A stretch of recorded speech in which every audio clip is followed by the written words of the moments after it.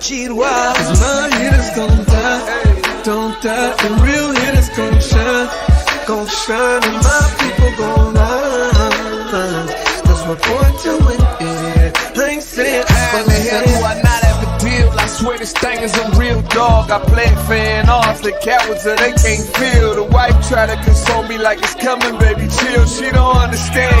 I'm the only one that's real. I remember the 3rd grade. Them kids, they had waves. I had them BDBs. You know that's Zimbabwe grade. So they do shades and your boy hit the stage. Press play and all the chicks was like, yeah. While boys was moving bricks, I was moving chips. Yeah. If she gave me calculus, gave her a mouthful of it. Heat rose to this thing, boy, I bet on myself.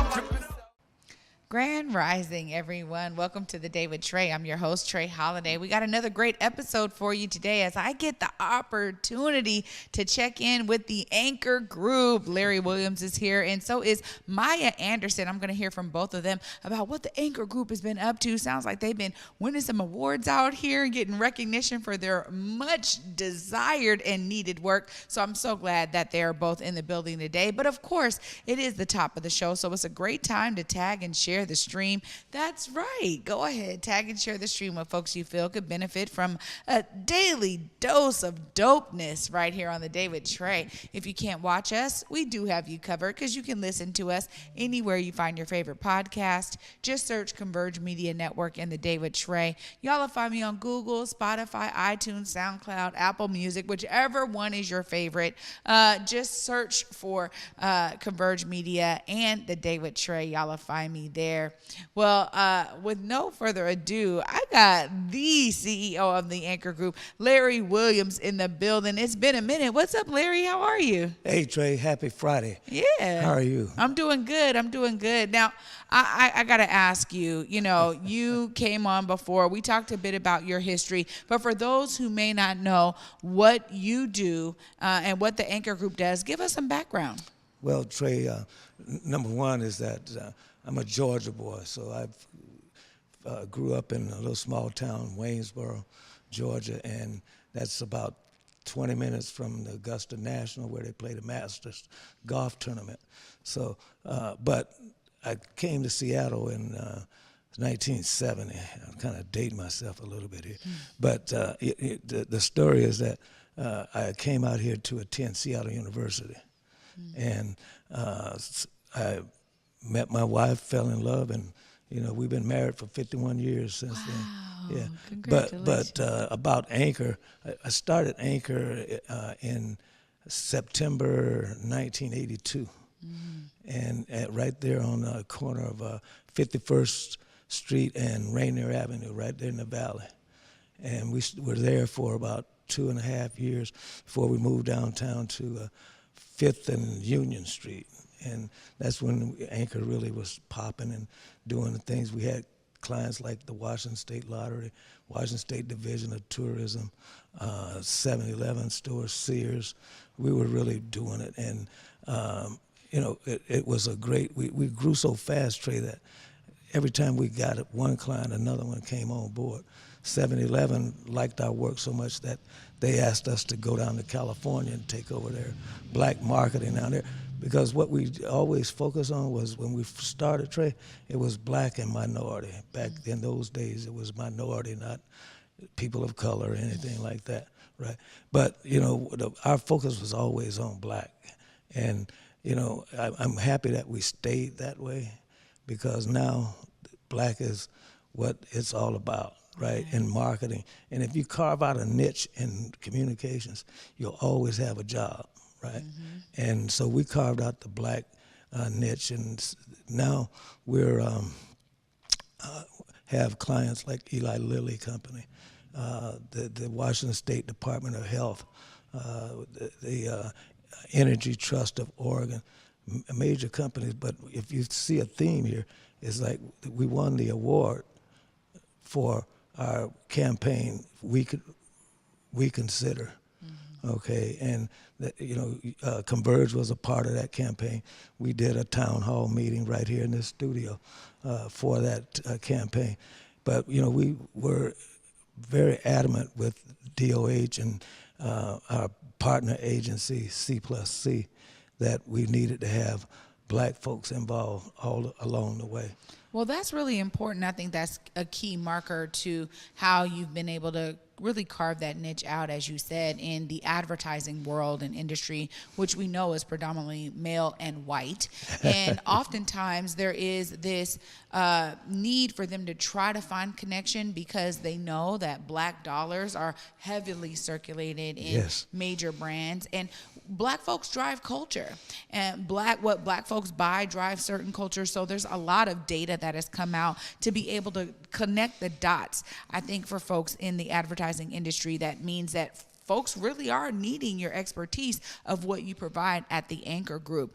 Now, I want to learn more about this award because you just got this award. Tell us more about the body who gave you the award. I see it here.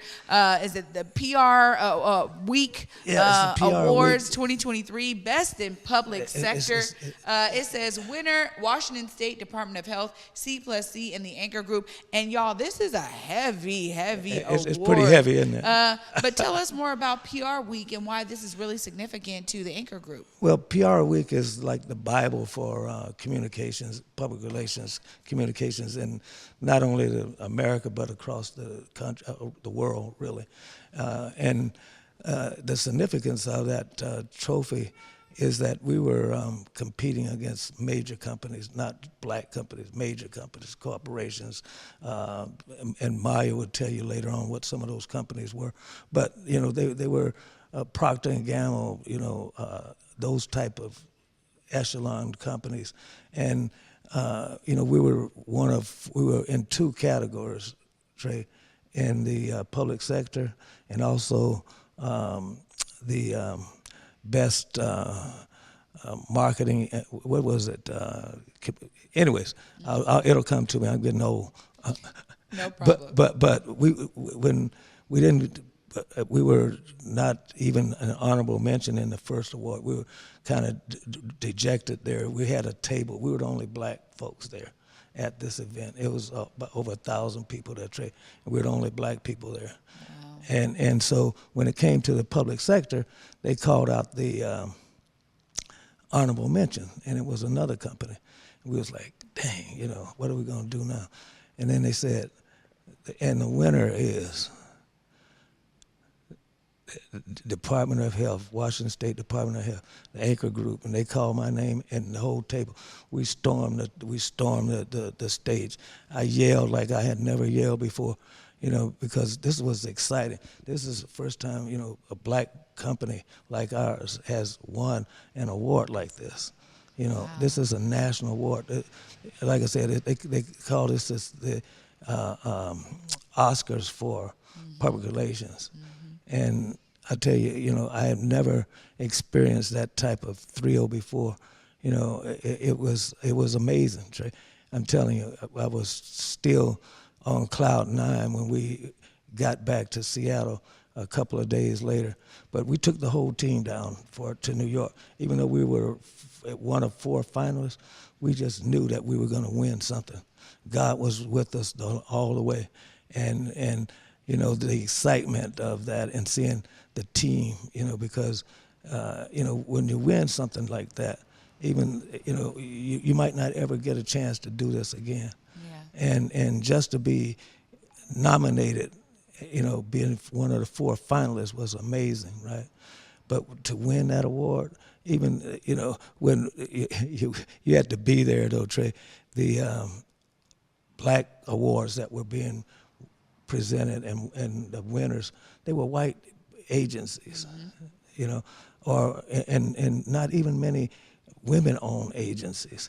So it was definitely the white men toys. Yeah. Well, right. That's what this industry is. I mean, it is. And I think that that's why it's so significant that y'all won this award. But also, it is a real testament to your dedication to the work, because this is about your work being recognized, right? Yes. Not because they were some, you know, oh, how are we going to do for, a category of non-white folks? Right. This was you competing at the highest level. Yes. And then being able to recognize that this campaign here takes the win. Absolutely. So that's also a testament to your work. And when you think about all of the years that you've really poured into the Anchor Group, I'm sure that this is a really high marker for you. But I want to hear from you about how this resonates with you and some of the maybe energy that it brings back to the whole team in terms of how y'all move forward.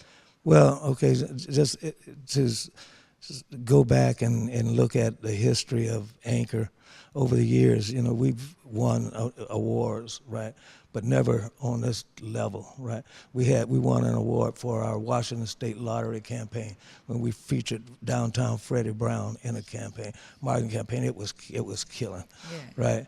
But and that was with Gaming and Wagering magazine. And we're a humble company. We don't go out and blow our horn needlessly. When we find something that we've done well, like this type of, then we want the world to know, right? But over the years, it's been a lot of challenges. Dealing with white agencies, dealing with white clients. The clients that say they want diversity, inclusion, and equity. What they really want is someone to just buy off on something. They give you a deal, but we don't do that. We've turned down more business than we've gotten because we tell them right up front, if you want to be successful in reaching black consumers, you need to do research, just like you do for your other clients. Mm-hmm. If Procter & Gamble came in here and said, hey, look, we want to do a project. We want you to reach the black consumer in the state of Washington. We said, okay, we've got to start with research first because everything we do is data-driven, right? That's how come this award was successful. We won the award not just for the creative and things, but because we reached a ton of black people across the state and improved the percentage by 15 percentages of the statewide. And you know how many lives and hospitalizations that saved over the course of a year? So that, again, we did a campaign with Eli Lilly a few years right before the pandemic, Trae, it was a national campaign. We were in 22 markets across the country. And they wanted the same thing, but they were promoting diabetes. They had a new diabetes solution center that they wanted to promote to the black community. We reached 16 million people. Wow. And it wasn't that, we were that great, but we had a great team. Yeah. And it takes a village. It takes more than just our team. C+C and Julie Kohar over there at C+C has been a great supporter of, the things that we're doing. And when we ask them that to allow us to make this a black-centered campaign, there was no pushback from them or DOH. And matter of fact, a lot of the people that we train to do spokespersons for DOH in the campaign were African American also. And then we engaged the faith-based community. That was something that was new to the marketing concept, not only here, but as we found out across the country. Because in the past, they would use the faith-based, the black churches, let's just put it like that, okay, for marketing opportunities, but they didn't include them in the campaign. We initiated a contact with Bishop Gary Tyson at the GBC Northwest, the Greater Baptist Convention, and Pastor Ricky Willis with the United Black Clergy. And they have a congregation of an association of churches across the state that we were able to tap into. And that helped us tremendously getting out the word because, every Sunday you're going to have black folks in church doing, at some time or another, right? And so we put a campaign together. We actually advertised in their programs and asked them if they felt good enough about what we were doing because we weren't forcing anybody to do anything. Right. That if they would preach this to their congregation and to the all of them participated and said this was a great idea, Well, this is a real example of what you can bring to a campaign when you're plugged into community and when you understand these avenues, right?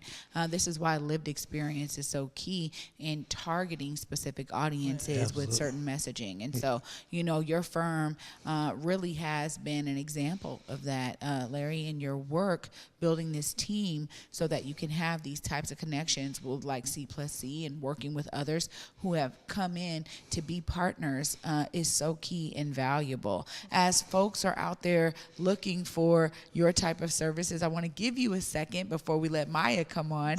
You can look right in this camera closest to me. Let them know how they find the Anchor Group to catch up with you and stay connected to the work you're doing. Well, they can just go to our website, anchorgrp.com. It's simple as that. And Maya spell it out and speak more eloquently than I do about this stuff. But then, or they can call us 206-941-0244. And, we appreciate anyone, but the main thing that we do, and I want to tell everybody this, companies that are interested in reaching black consumers in the state of Washington, we're here to help you, but only if you're serious. We don't play games with our black folks and our community, because the things that we do, the health-related, the community-based organizations that we partner with, they're serious, and we're serious about, making this a holistic deal. And one other thing, Trae, is that the black community is not a monolith.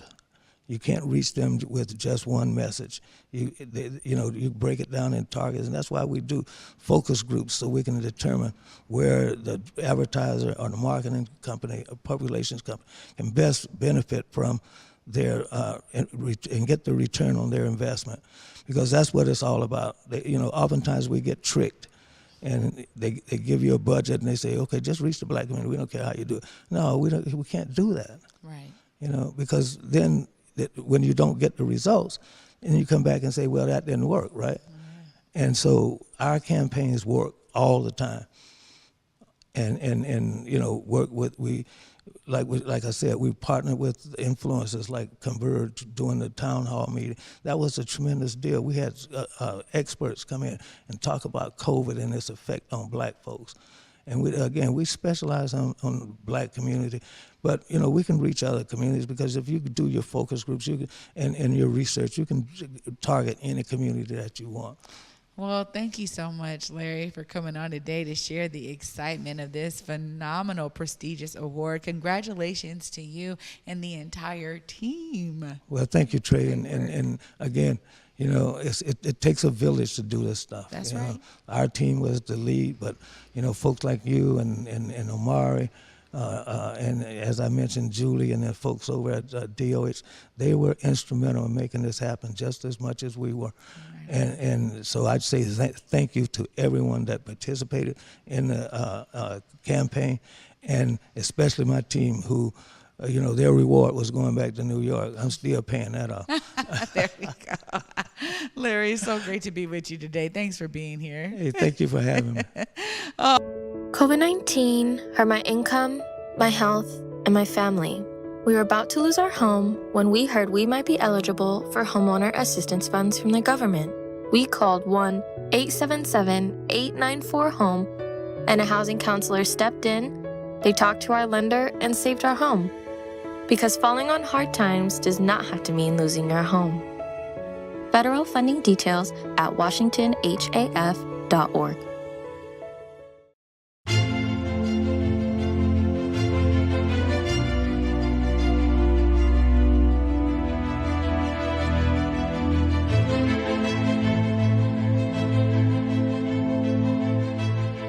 Basically, fam, believe in giving. Like, we have to be willing to give more, and people seem to always think giving means money, but nah, bro. It's like you can give time, you can give understanding, you can give access, you can give a listening ear and an open heart. You can give and share your God-given gifts and talents, but you just got to give.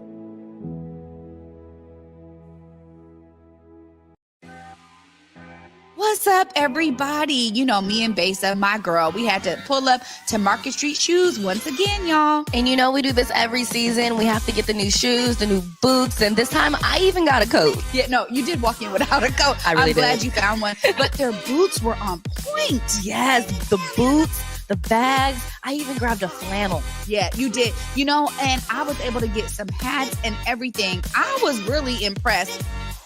And you know, I was impressed because, of course, I got those white boots that you guys see me wearing everywhere these days. Yeah, no, I look at your white boots and I'm like, darn it, they only have one pair. Me and Besa wear the same size. Of course, every time we walk out with several bags in hand. Several bags and sometimes even a backpack, you guys. Make sure you check out Market Street Shoes. Yeah, please check them out. Where they go, Besa? Ooh, 2232 Northwest Market Street, Seattle, Washington. Welcome back, everyone, to The Day with Trae. I'm your host, Trae Holiday. Joining me right now is a rising star I'm hearing over there at the Anchor Group, Maya Anderson. What's up, Maya? How are you? I'm doing well. Got okay on the drive over here, so I'm blessed and thankful for that. Right on, right on. Well, you know, it's exciting to be able to meet another person on this phenomenal team. Tell us about your title, your role, what you do at the Anchor Group. Honestly, it's a little bit of everything. My official title is Media and Messaging Lead, so I do a lot of working with media, identifying media that we want to use in our different campaigns, putting together those press releases that you all see out going into the community, really just talking to folks on the ground about, you know, how we can bolster these campaigns, getting thoughts and ideas out there, doing little interviews, things like that, and really just being integral to the team, bringing folks together, you know, delegating, getting everybody up to speed on things, you know, sharing my skills. That's really what I'm here for, is to, you know, share so that I'm not the only one who's, you know, hoarding talent, hoarding information. It's really getting everybody to a place where they can, you know, help me out as well. Yeah. Well, you know, I gotta love a Jackie of all trades. I'm here for it. You know, to be able to do a little bit of everything, oftentimes for any kind of company, is so integral. And so, you know, Larry was just bragging about you, right? During the commercial break, Larry's like, "Oh man, Maya's gonna be doing this and doing that." But how has it settled with you in terms of being able to be embraced in a Black company that, again, you're in an industry which is really white male dominated? You know, tell us about the experience that the Anchor Group has kind of brought into your life. Okay. I'll be honest with you. I did not expect ever to be working with a PR agency. I got my degree in communication studies with my minor in PR and journalism, but I never thought it would be possible. You know, you look online, it's like, you got to meet all these requirements. You got to have this much years of experience. And it's like, okay, this is not going to work for me. That's not possible. But, you know, thanks be to God, my dad actually got connected with Larry at his computer repair shop in Burien. He was like, hey, this guy, he's running an agency. It's a Black agency. You love this work. This is what you want to do. You need to reach out to him. And I'll be honest, again, I was scared, but I had to do it. I had to do it because if I didn't, you know, take that opportunity, I'd be right where I was. And, you know, as somebody who's kind of been in this, you know, white-centric world, you know, went to a white school where I graduated, where classmates didn't even really know what racism was. Wow. We're having conversations, you know, about the basics of that. It was a big deal for me. I didn't grow up with Black friends. I tried to get into groups, you know, Black groups at my school. That didn't work out. So this was really the highlight in my life where I've been most surrounded by Black people, aside from my family. So that's a really big deal for me to just have shared camaraderie. You know, you have Black coworkers that you get along with, but to be surrounded by an entire team, there's no words for that. And I always say that I'm working with the best team possible. Wow. I mean, you know, I feel the same way, you know, to a certain degree in so many things that I do, you know, coming from, you know, community organizing and working with some phenomenal organizers who really take Black liberation to another level, because I think there's something so intricate about our lived experience. We don't get the opportunity to switch it off, right? We're Black no matter where we go. Right. And so there's something so unique about us being able to bring our lived experience to the workplace and it be accepted at 100% level, right? Like, you are unique and no one can define what that is, but you're with a company who's like, bring it all, right? Bring it all here. And, you know, I have my degree in communications too, so I understand, you know, the unique opportunities. They're so rare and few and far between in terms of being able to be embraced by a company like that. Now, when it comes to some of the work of this amazing campaign that y'all were just awarded for with at PR Week, tell us how that kind of resonated with you. It sounds like y'all were up against some, you know, pretty phenomenal campaigns with some heavy hitters. Larry said you know a lot about those folks that y'all were in this category with. Tell us more about those details. Yeah, so our campaign, We Consider, was addressing COVID-19 vaccine hesitancy here in Washington State. You know, back in, I think it was 2020, 2021, we noticed a significant difference between how many black folks were vaccinated versus, you know, how many of the majority populations were vaccinated. You see that, you know, we account for, I think it was like 4% of the deaths, 4 or 5% of the deaths that were happening. And so that's an issue that we need to solve.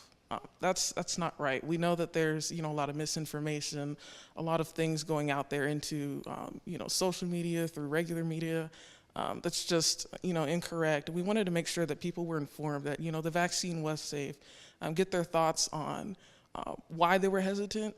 Like Larry was saying, doing those focus groups, getting real thoughts from the community, real stories from real people about why they were vaccine hesitant and what led them to get the vaccine. And so it was really about getting those folks integrated into this age of information, being able to look at the data and make an informed decision. And so there were actually a few other vaccine hesitancy campaigns that went out during the time that this campaign was rolling out, and that's who we were up against. We had 2 other government agencies who were running campaigns at the same time in the best in public sector category. And then in the other category that we were a finalist for, best in multicultural marketing, there was another government agency as well that had a COVID-19 vaccine hesitancy campaign. So it was like, okay, wow, there's a lot of competition here. Is it possible for us to win, to be black and be the only representation for the black community at this national award and actually win? And oh my gosh, my heart soared when we heard our names called. If you look at the live stream on our Facebook page, you can hear me screaming. And my throat was dead for the rest of that night and into the next day. Wow. It was amazing. Well, I mean, congratulations to all of the energy and effort that you brought to bring home this phenomenal award. Congratulations to you. Thank I you. know it is a huge feat, and honestly, it's great to know that we have a hometown hero right here in Seattle doing it big for, you know, a campaign like this. And you're right, there was so much information. I think to a certain degree, the public was like really inundated at some points with so much information around COVID, and it meant that there was a need to really be able to mitigate that information. I know for us here at Converge, we took on a lot of that responsibility too, so it's great to hear that the Anchor Group was right there making it happen. And as Larry said, it definitely takes a village. How have you been able to experience that village, being a part of Anchor Group and the Anchor Group staff, seeing that kind of intentionality in the approach that the Anchor Group takes to bring home not just awards like this, but to create phenomenal campaigns like this? Yeah, totally. Like you said, you know, hometown hero, but it's really hometown heroes. Everybody who participated on this campaign, either via the Anchor Group, through C+C, the Department of Health is a phenomenal client, was especially very intentional in their support and their willingness and their desire, their drive to want to engage with the black community and actually make a positive difference. And that's not something you really see.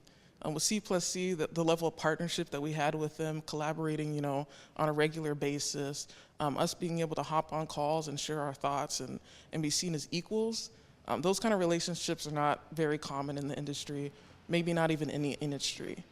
So it was really those relationships, as well as our relationships with the community, community media, you know, things like Converge, the Seattle Medium, the Z Twins. We participated in so many different media efforts.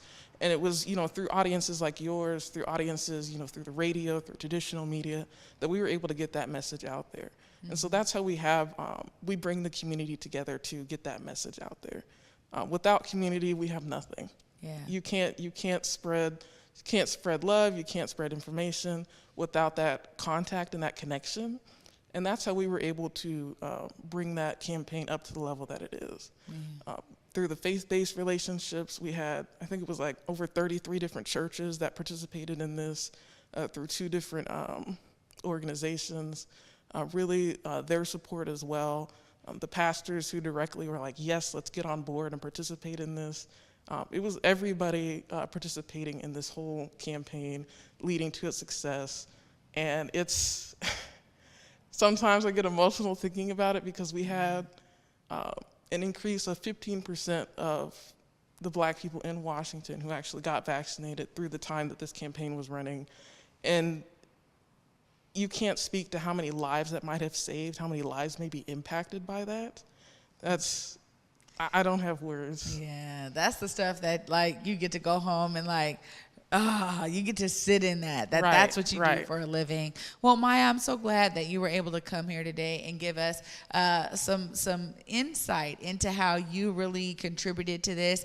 And thank you for being at the Anchor Group. I am glad that you called and made that connection so that your brilliance can now be in this amazing body of staff doing these amazing bodies of work. So congratulations to you as well for this phenomenal feat. And anytime y'all have things to share, the Day with Trae is here for y'all as always. So I'm so glad you could join me. Thanks for being here. Yeah, thank you. Absolutely. All right, y'all. I'm telling you, inspiration abounds on this episode. I'm looking forward to being able to wrap it all up right after this short break. Stay tuned. You're watching The Day with Trae.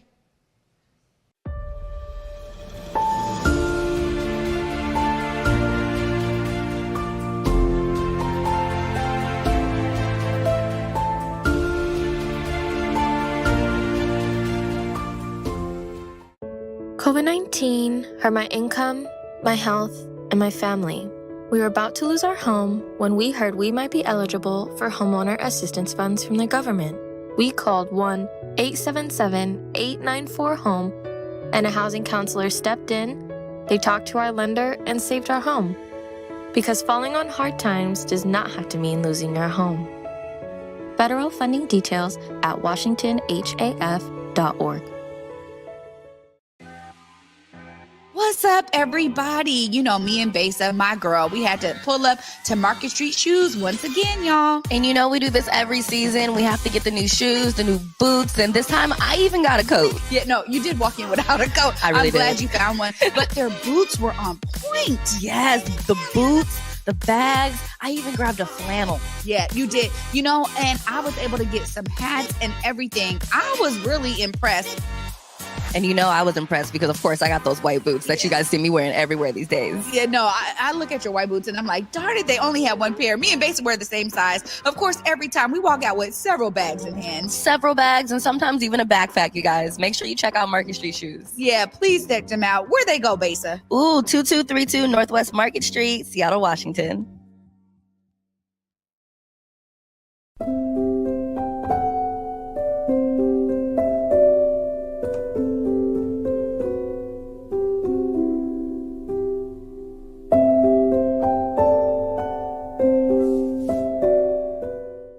Welcome back, everyone, to The Day with Trae. I'm your host, Trae Holiday. What a great episode to hear about the Anchor Group and this amazing award that they got, nationally known and recognized for being a part of community. Y'all know I gotta give my guests a huge shout out and thank you to Larry and Maya for being here today to share this award and their excitement about being able to be recognized for their phenomenal work. I mean, y'all know I'm inspired. Y'all know I'm inspired because not only are they in the same field as the things that I do, but it's great to know that we have some dedicated messengers out here who are ensuring that there are culturally responsive ways of crafting messaging so that it really does come into our community in a way that we can resonate with and we can respond to. We got to learn how to accept this, and that means that we need people on the other side crafting those messages specifically for us. I also really appreciate their approach to say, look, if you are wanting to do some work and bring messages into the Black community in a real and impactful way, then you can contact them. But if you're just looking to do some chequity work, that's right, check in a box saying you're doing equity work, don't go to the Anchor Group because they're not here for that. I got to appreciate that, because in this realm, oftentimes it's like, well, how much money is on the table? But when you really ask folks where their integrity lies and why they're doing something, you may get an answer that may mean that you don't want to do business with them. So I love that it's not just about the budget with the Anchor Group, and that is showcased in their approach to this specific campaign where they won this phenomenal award. We got to celebrate our folks in our community who are doing great work like this, not only when they are recognized nationally, but when they are doing impactful work that we all get to feel. So kudos to the Anchor Group, and I'm so glad they were with me today. I want y'all to be inspired just as much as I was by the story Larry and Maya shared with us here today about how they brought this together in a village mentality. And you heard them both say it, right? This means that everybody has an opportunity to play a part, to change the way that we do business. That means y'all need to be a part of it. Figure out what it is that you love that can anchor you to something that creates some sustainable change in your community. Of course, for me, until tomorrow, y'all, at 11 a.m.